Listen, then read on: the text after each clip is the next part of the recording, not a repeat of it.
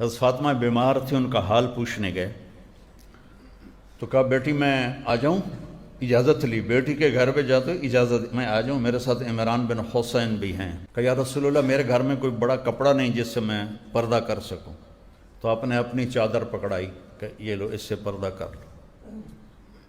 حسنین کی ماں ہو، علی کی بیگم ہو، نبی کی بیٹی ہو، اور گھر میں چادر کوئی نہ ہو پردہ کرنے کے لیے، تو آپ باپ کی چادر سے پردہ کیا۔ جب آپ اندر گئے تو آپ نے پوچھا فاطمہ کیا حال ہے؟